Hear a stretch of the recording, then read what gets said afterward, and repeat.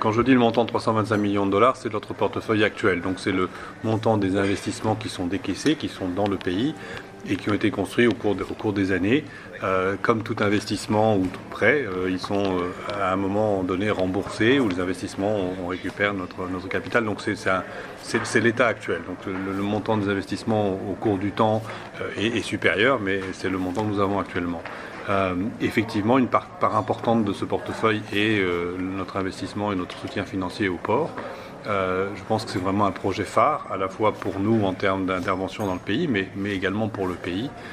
Le Togo, quand on regarde les avantages comparatifs du pays, a un avantage très naturel par rapport à son emplacement géographique, avec un port en eau profonde qui est le port naturel le plus profond de toute la côte ouest africaine, donc vraiment un port fondamental, et qui peut jouer et qui joue un rôle clé dans à la fois la connectivité entre ce pays et ses pays voisins, mais aussi comme un point de transport dans le trafic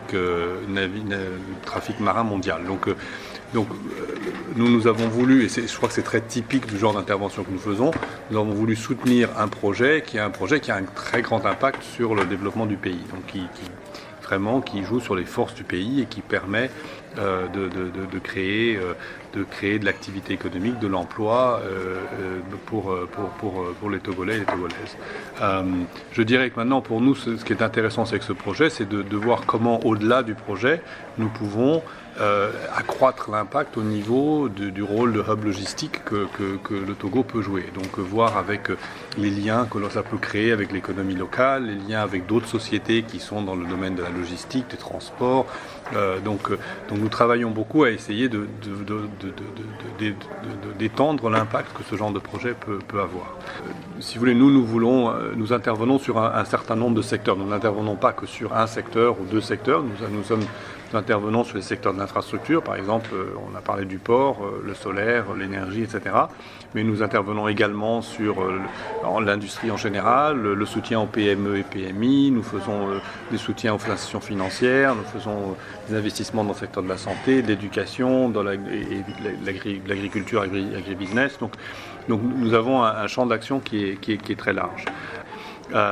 Nous avons constaté que, comme vous le savez, l'Afrique en général a besoin d'une capacité de production d'énergie supérieure à ce qu'elle a la capacité installée, et souvent avec un certain nombre de défis pour y arriver. Or, l'Afrique bénéficie, pour de nombreux pays, d'un ensoleillement très considérable qui permettrait le développement d'une industrie solaire qui, jusqu'à quelques années, n'existait quasiment pas. Donc, pour aider à créer ce marché, nous sommes associés avec la Banque mondiale, nous faisons partie du même groupe. Nous avons travaillé avec MIGA, qui est l'institution qui donne des garanties au sein également du groupe de la Banque mondiale, et d'autres partenaires, pour proposer au gouvernement africain un modèle assez simplifié de développement de l'énergie solaire. C'est-à-dire que nous avons préparé des documentations standards qui permettent de définir donc la Banque mondiale travaille au niveau des réglementations. Comment est-ce que vous définissez les tarifs pour le secteur solaire, comment vous travaillez sur la connectivité, etc. Et nous arrivons, la SFI arrive ensuite et aide à mobiliser des financements et à faire des appels d'offres transparents. Des appels d'offres transparents qui permettent d'attirer les investisseurs à la fois internationaux mais locaux pour le développement du secteur solaire. Nous avons commencé avec la Zambie il y a quelques années, nous avons fait ensuite le Sénégal et actuellement nous sommes bien avancés en Éthiopie, au Madagascar et dans d'autres pays de la région.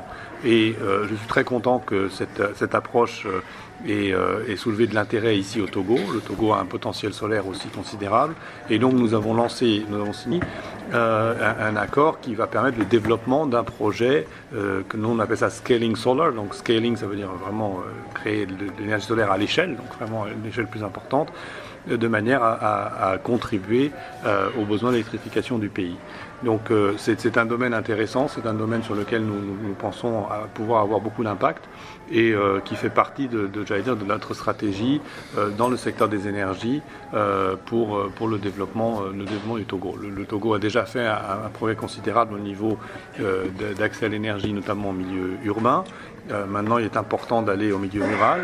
Le gouvernement a affiché sa volonté d'avoir une électrification totale du pays d'ici 2030 et nous voulons jouer notre rôle en tant qu'agence de développement à contribuer à arriver à ce but. Et notre projet Scaling Solar est une des interventions que nous voulons faire pour arriver à ce but-là.